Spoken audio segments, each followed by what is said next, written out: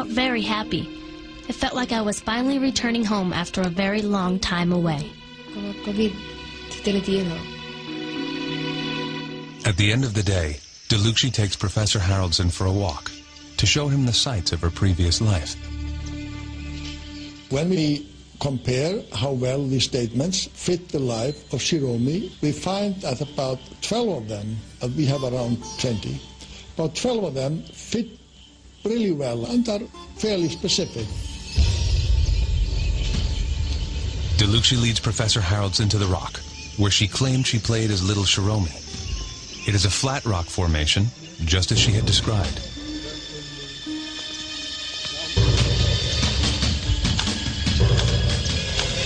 The footbridge over the little river is also there.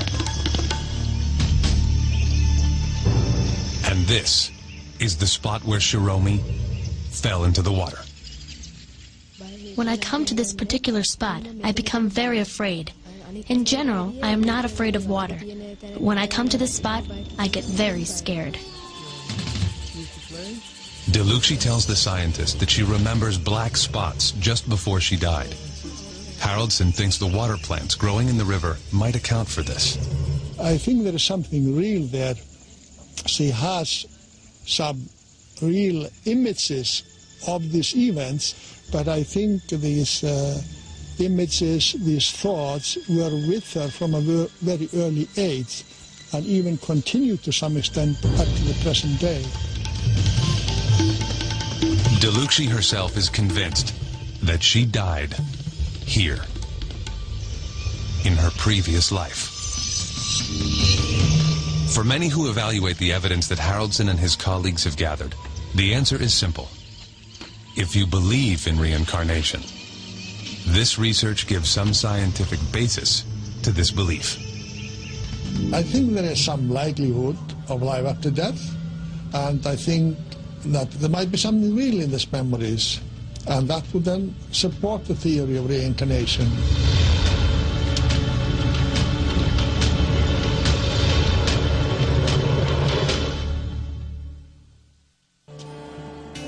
But despite how convincing DeLucci's case may sound, not everybody agrees with these findings. One of the dissenters is Dr. Richard Wiseman of the University of Hertfordshire, near London. He has taken a long, hard look at the evidence that the reincarnation scientists have compiled. The question is what's going on there?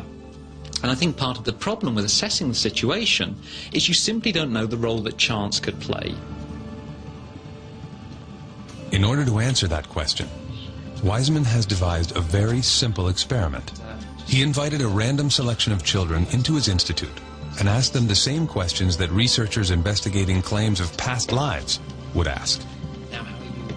The experiment that I carried out was really to test the notion that if you took a child and simply had them make up a story, can you take that information, then go away and compare it to the details of children who unfortunately have actually died and find some kind of match, the type of match that the researchers who are involved in reincarnation claims actually find in their work. More often than not, the children would easily engage Wiseman in a conversation about dying. What my experiment aimed to do was to find out the role that chance plays in claims of reincarnation. Dr. Wiseman videotaped his interviews with the children in order to have a record of their fantasies.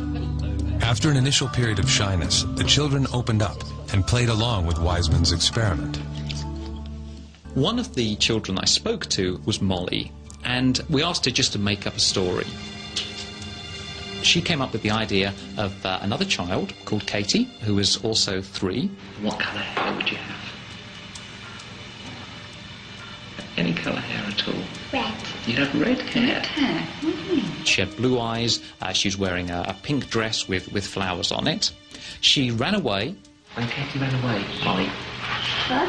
When Katie runs away, do good or bad things happen? Has anything bad ever happened to Katie? Bad. Bad? Oh, what's bad that's happened? The monsters got Katie. Oh, what were the monsters like? Ugly. They were ugly monsters. What happened? No. Don't No. What happened to Katie when the monsters got her? Monsters bit her. They bit her. So what happened to Katie? Died. She died. Oh. That was the story that Molly came up with. Now, what we wanted to know was, of course, if you took that story and you tried to match it against stories where genuine children, unfortunately, had actually died, could you find a match? And what we found was quite remarkable. We looked through the newspaper archives for stories, often very tragic stories, where children had been involved in accidents or had been abducted, been killed, and so on. One particular story matched the imaginary story that Molly had given us. The actual child was 3 years old. The actual child had red hair, blue eyes, a pink dress with flowers on it. The child lived very close to the seaside and enjoyed going to the beach. One day they ran away from the house, unfortunately were abducted and were killed. So out of the 17 facts that Molly gave us, 13 of them were absolutely correct. Now, if Molly was claiming to have lived before, this would be the reincarnation case of the decade. Yes, yeah. This result even spooked Molly's mother, who knew for certain that her daughter had only made up the story. I found that quite shocking. There was actually something really happened.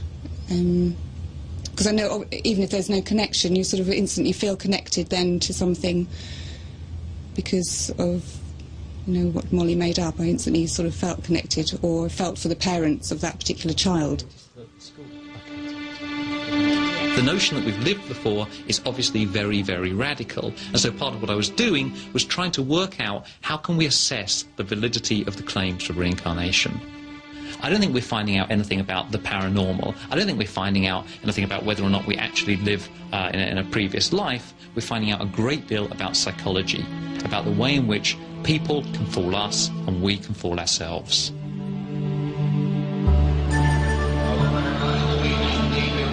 But what if there were reincarnation cases that would not ultimately rely only on the memories of young children? Jim Tucker is on his way to another case, from a category of cases that his critics will find much harder to disprove. The more that the cases were found, one started to come with birthmarks and birth defects, and we found that in many cases there was a striking correlation between the birthmarks on the children and wounds that the previous personalities had. And we've been able to track down autopsy reports or medical records to make sure that in fact there was a match there. For the first time, these birthmarks provide a physically verifiable piece of evidence suggesting reincarnation. We don't have a lot of American cases that have the birthmarks or birth defects along with the memories. We do have some, but it's unusual, so we certainly like to investigate all those that we can.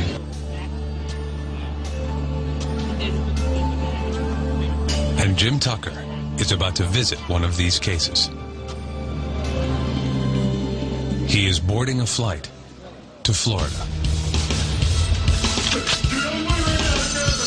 to meet a boy who remembers being a New York policeman killed in a hail of gunfire.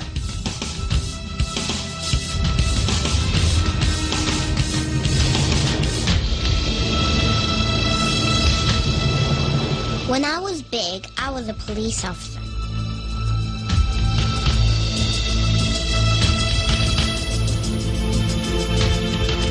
I walked into a store one night. They were bad guys, too.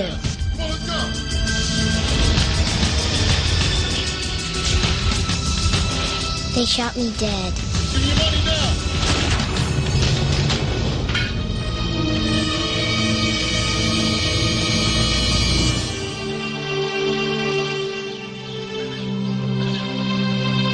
Pensacola, the home of Maria Hagedorn. She is the mother of 2 children, 2-year-old Mia and 5-year-old Ian. Ian is a very sick boy. What kind of dress do you like to wear? Maria Hagedorn's son suffers from a very rare heart disease. If he exerts himself too much, he struggles for air and faints. Trips to the family cardiologist are frequent. Continued observation a must. Little Ian had 6 major heart operations before he turned 4. He was a big, healthy 8.5-pound baby, and they took him off. They said to take a bath, give him a bath. And they never came back. Over an hour went by, so I sent my husband off to find the baby.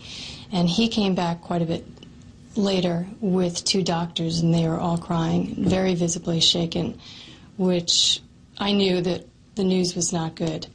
The doctors told Maria that Ian would not live through his first day. Only an emergency operation would save his life.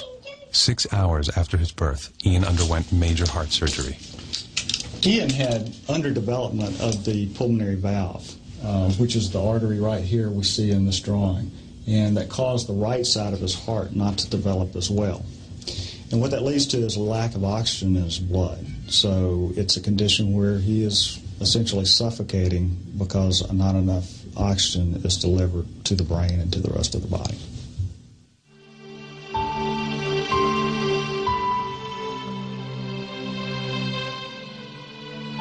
Ian's surgery went well.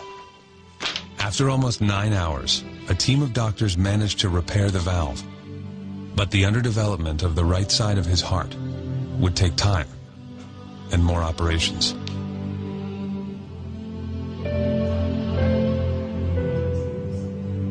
Ian's life is still at risk today. What brings Jim Tucker to this case is an event that took place over a year before Ian was born. My dad was a police officer, and he walked into Radio Shack, and he could tell something was going on. 2 guys up at the front desk pulled a machine gun out of their overcoat and pointed it at the manager. And my dad pulled his revolver and said, "Drop your weapons, I'm a police officer." And somebody was shooting him quite immediately after he said that. Jim Tucker and Maria Hagedorn review her father's autopsy report. Eerily, the cause of death jumps out at anyone reading this report. Maria's father died from a ruptured pulmonary artery caused by a gunshot wound, the same artery that is causing Ian's misery. But something else happened that seemed even stranger to Ian's mother. The first time was when he was about 3, and I was doing some work in my office, and he was making quite a bit of noise, and I had threatened him with a spanking if he didn't quiet down. And he stood there and looked at me and said, "When you were a little girl and I was your daddy, lots of times you were bad and I never spanked you," which just kind of blew me away. He didn't get a spanking. And then Ian began to talk more about his grandfather. Growing up, we had 2 cats, a black cat and a white cat, and the black cat was Maniac, and the white cat was Boston. So one day I was doing something, and Ian came over to me and he said, "Mom, when you were a little girl and I was your daddy, what was my cat's name?" And I said, "Maniac?" And he said, "No, the white one." And I said, "Boston?" And he said, "I used to call him Boss, right?" So he knew the color of the cats, and he knew the nickname that only my dad used to call Boston. Maria collected more and more stories like this one from Ian. She is now convinced that Ian is her father reborn. It isn't only the stories, but the physical evidence, the correlation between Ian's heart disease and her father's mortal wound that has removed all doubt from her mind. Much of these cases often involves memories and statements and behaviors. The birthmarks are something that's completely objective, and it's something that is beyond memory or beyond chance. Maybe Ian's memory is fooling him. Perhaps his random statements are connected to his grandfather by pure luck. But it's the combination of memory and physical evidence that is so convincing. I didn't want to go back, but God just gave me to you. God gave you to your mom? Even though you didn't want to come back? The case of Ian Hagedorn demands the question, What does all this evidence mean?